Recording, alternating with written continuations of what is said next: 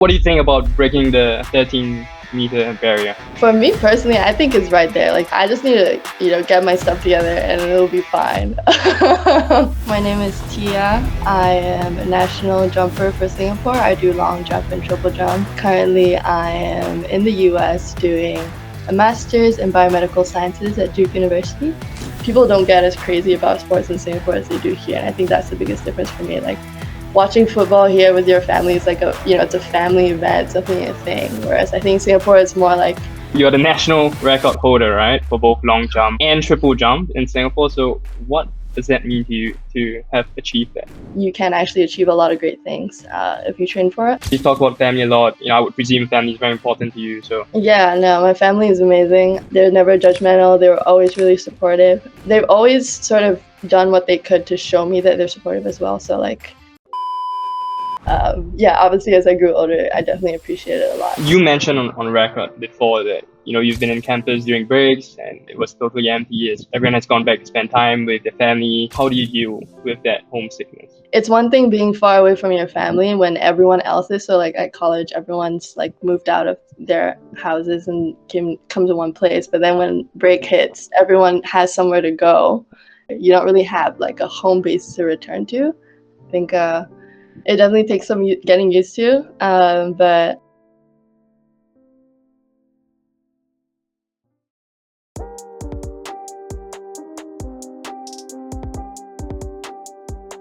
so hello, my name is Tia. I'm 23 currently.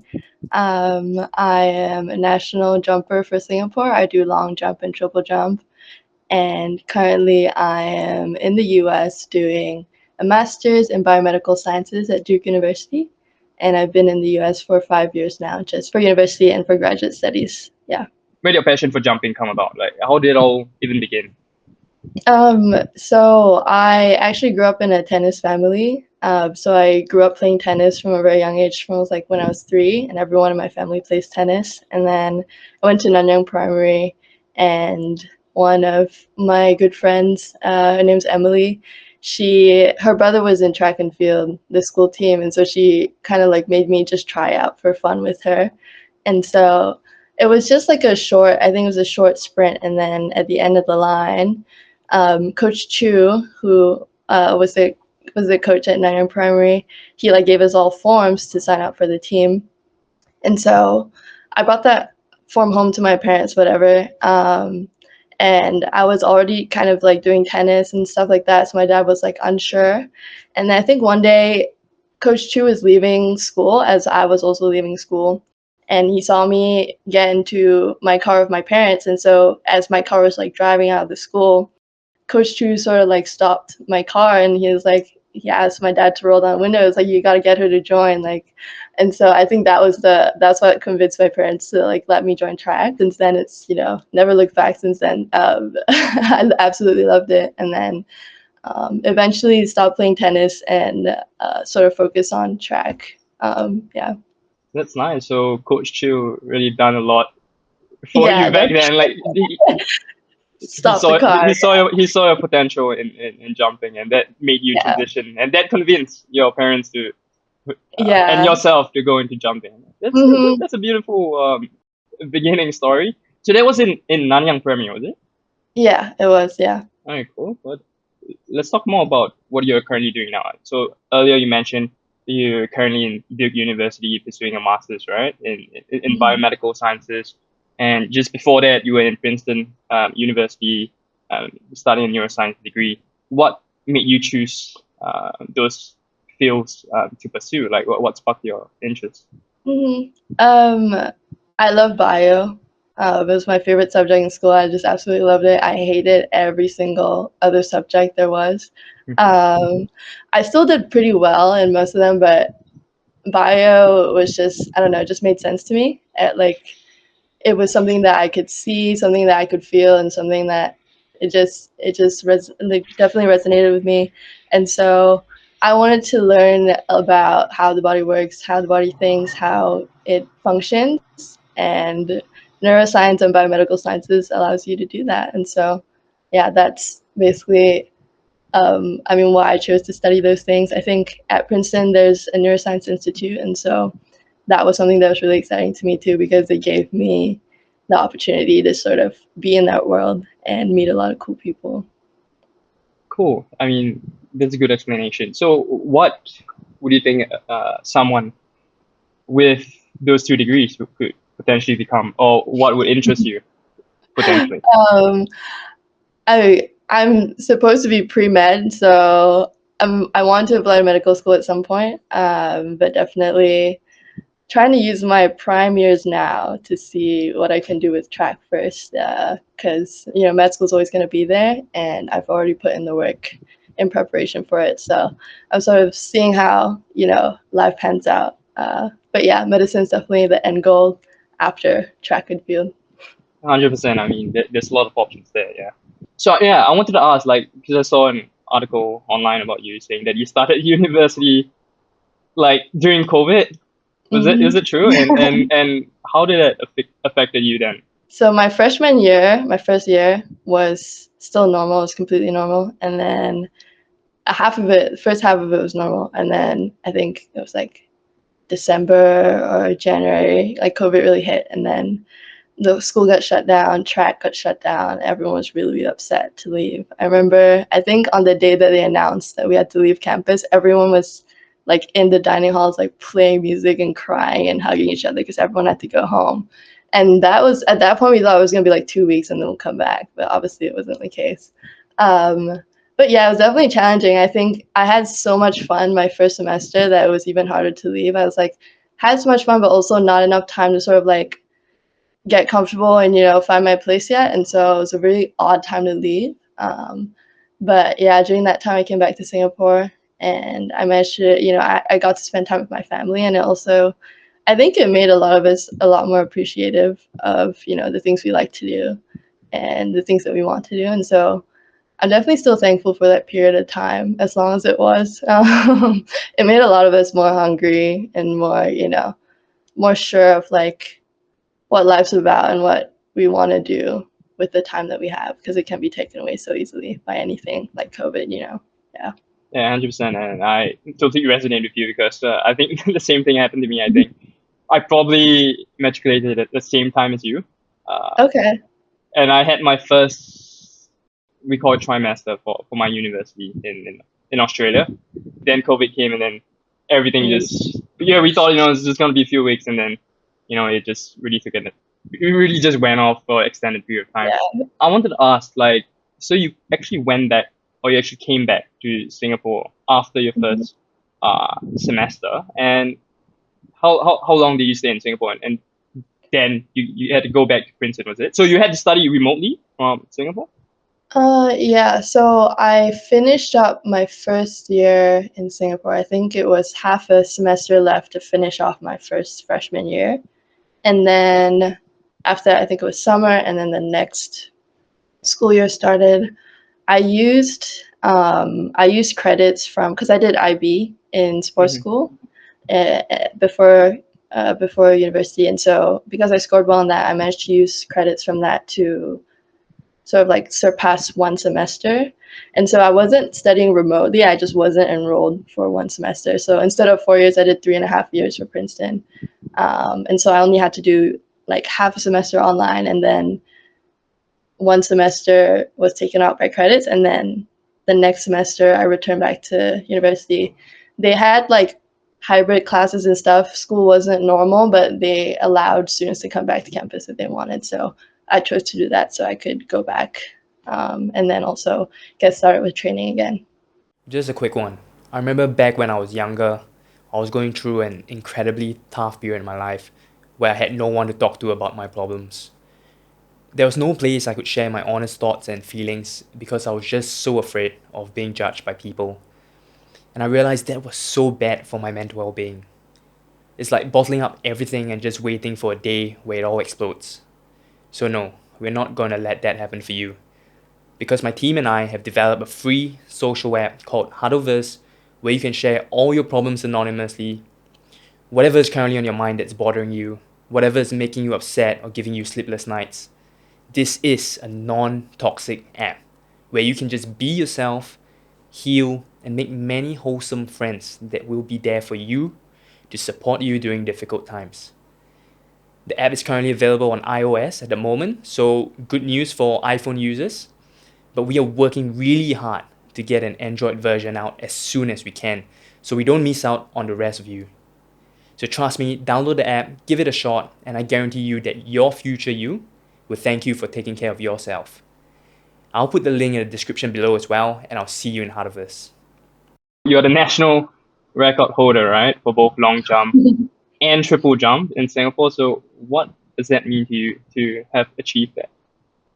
It's definitely something that's very special to me. It's definitely an honor. I think having gone through sports school, I grew up with a lot of the track legends of Singapore. Shanti, Dipna, Islin, and I was a hurdler when I was in sports school. So I did actually train with Islin a lot, and they've sort of they've sort of paved the way, and they've shown that you can actually achieve a lot of great things if you train for it. And so I remember looking up to them a lot, and so now to sort of be in that position is really special. And I think it's sort of a ripple effect, like the effect they had on me. Hopefully that sort of helps with the jumps community in Singapore as well, because I know the jumpers are doing pretty well right now for Singapore, and so it's pretty exciting stuff. Yeah.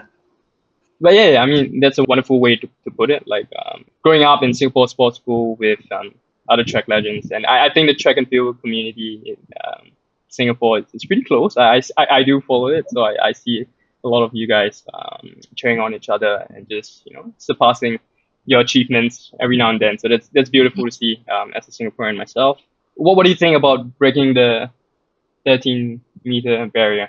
What do you think? What do you actually think are the main deciding factors in determining how far one jumps? Yeah. I think speed and technique, at least for triple jump, it's very, very taxing on your body. So how strong you're able to stay while you're jumping, and then recovering after too. For me personally, I think it's right there. 13 meters is right there. I just need to, get my stuff together, and it'll be fine. I'm not too outcome driven. That's what I realized. 13 meters, it will happen when I jump well. So I want to jump really far, and I want to jump well, and 13 meters will happen when I do those things. And so yeah, it definitely isn't something that's daunting or anything like that. It's something that I'm really excited for, because I get to join. They call it the 13-meter club. You get to join the club. I really want to be a part of the club. So yeah, hopefully very soon. I'm confident that I'll get there soon. Yeah. No, I definitely like the way you put it. Not outcome driven. So it's kind of like a natural progression, like in your head, at the back of your head. It's just gonna come. I just gotta keep progressing. You just gotta keep training, and it'll come eventually. Yeah. That's good mentality, good mindset. So how many years have you been overseas? When was the last time you've been back in Singapore? I went back this Christmas, so not too long ago. I try to do one trip a year at least, so usually over summer, so June, July, August, sometime during then. Or yeah, I think this is the first Christmas I've been back since I left in 2019. But yeah, try to do trips frequently. My parents came here for graduation last year, which was a lot of fun. They spent a couple months here, and we did a small road trip. But yeah, definitely making an effort to sort of see when it's the best time I can go back to see my family. Yeah. That's nice. Family's important. So, I mean, speaking about road trip, what do you think are the main differences when it comes to Singapore and the US, living there and growing up in Singapore? I think a lot of the systems or the practices that are in place around us are based on culture. And so Yeah. I think when there's a cultural difference, obviously there's a difference in the experience that people would have growing up. I think here people are a lot more into sports, for example, or into arts, more openly and more on a more widespread level. And so it kind of translates into a lot of I don't know, a lot of more even viewership for sports, which sort of promotes the sports, and then makes kids want to actually become really good at it and to participate in it.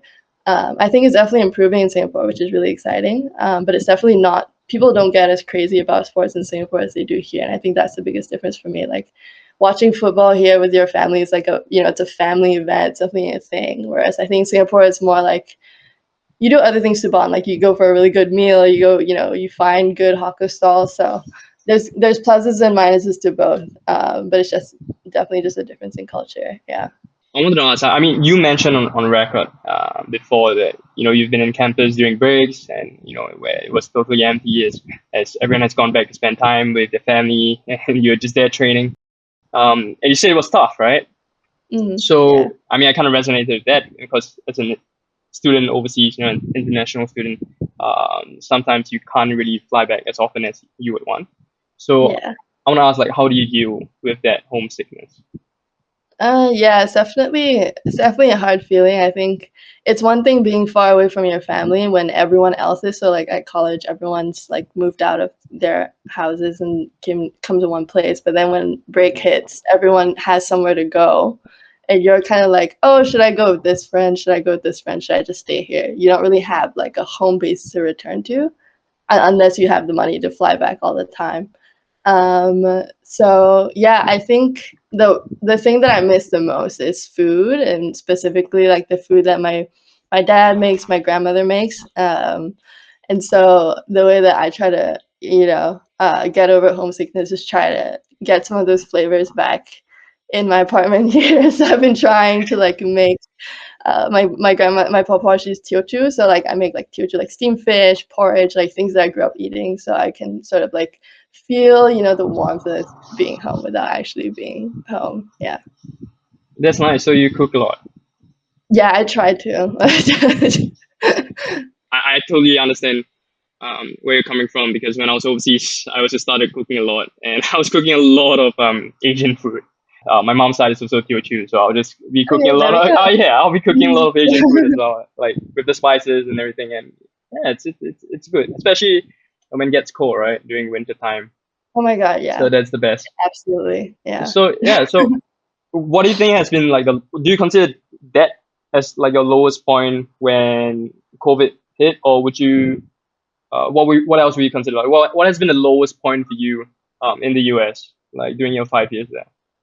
Mm, yeah, I would say COVID is one of them. I can't really pinpoint a very low point exactly. Yeah, I'm a pretty positive person, slash like I like to sort of take things into perspective. I'm really like whatever happens here, I'm always like so appreciative and grateful that I even get to be here. So like every day is like a gift. Every day I'm so excited to be here and I have so much fun. So yeah, I can't really think right now of Mhm. anything other than COVID that kind of was a like a low point for me.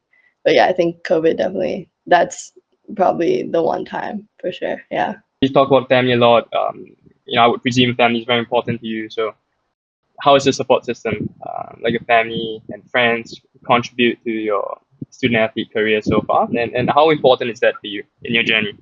Yeah, no, my family is amazing. I'm super lucky that my parents always let me, they let me do whatever I wanted. They're never judgmental. They were always really supportive. And it's the reason why I get to be here today doing, what I do right now. And also they've always sort of done what they could to show me that they're supportive as well. So like when I was younger in sports school, I would, travel to compete a lot, and they would always make it a point to like try and travel to the same, to the meet to sort of Mhm. support, and they'll have a little holiday with it, but they'd always be like the only parents there. I remember when I was younger, I would be like super embarrassed, like, oh no, like my parents are here. But yeah, obviously as I grew older, I definitely appreciate it a lot. It definitely is rare, I think, in Singapore that parents are so supportive of something that seems to be, that can potentially affect your academics or job prospects or things like that, in a more like stereotypical way, if that makes sense. But yeah, and my friends are awesome. They're so amazing, and I'm super lucky to have friends that are low maintenance in a way that like I can be away for a year and go back to Singapore and it'll be like nothing changed. So yeah, I'm just super lucky to have all these people around me. Yeah. you mentioned previously that you were in Princeton, now you're in Duke, and at the same time, you are on your journey as a jumper, representing Singapore on national and international stage. So I can only imagine how taxing. I don't know if that's the right word, but balancing academics, athletics, and even personal life, right, with friends, can be pretty challenging. So from your point of view, like how do you manage that effectively and still stay focused on your goals for all the other aspects of your life? Yeah, it's definitely a very busy schedule every single day. I think it definitely takes some getting used to. But I like to have fun with things. I like to laugh through things, and so I'm the kind of person that laughs through hard times and tries to find something funny out of things that might be hard. Just because I think life is way too short to take it like so seriously, and like yeah, I don't know. I think having fun is really important. So as much as trying to achieve something, like trying to really focus on your goals is important, and I agree that it's important, but there's no point if you're not enjoying yourself and it's not something that you like love doing as well as want to achieve. And so yeah, I just try to have fun with things. That's kind of how I've gone. Apart from your sport, apart from jumping, like what do you usually do in your downtime? Do you have any like hobbies or interests? I don't have downtime here. Oh yeah. Yeah, no. With the little time that I have, I like to cook, which I've talked about. Like, it's just I love eating and I love making food, and so it's just perfect. It kind of and you also have to eat every day, so it kind of like everything just aligns. Cooking is the one thing that I've picked up only when I came to the U.S. and yeah, it's definitely been something that's been really good for my mental health as well. It's like creative. It's it's interesting. You can learn a lot about different cultures, and so yeah, that's what I like to do with the time that I have for sure. Okay, yeah. I mean, yeah. You're already so busy, so yeah, probably the very little time you have is either spent on resting or yeah, like you said, cooking, which Yeah, aligns with your daily schedule. I am taking that. Okay, cool. Okay, so like, thank you so much for coming on. Myself and the team, we really just keep cheering you on, keep Thank breaking you. records, keep pursuing what you want to do your best, and yeah, thanks so much for coming Yeah, on. thank you for having me. This was a lot of fun. Right. I like Life Goes On. There's that one song that Mhm. I guess Life Goes On. I think I think it's simple, but it's really powerful because it kind of puts everything into perspective. Like you have a bad day, you have a good day, life is gonna go on either way. And usually most of the time, like something that you're worrying about wouldn't really be a problem in the future, maybe in a week's time, in a month's time, in years' time. So it is important to feel your feelings and to acknowledge things that are going on around you, but also it's important to remember that it's okay to move on, and it's okay to live for whatever's coming next, because it will come, and life does actually go on. So yeah.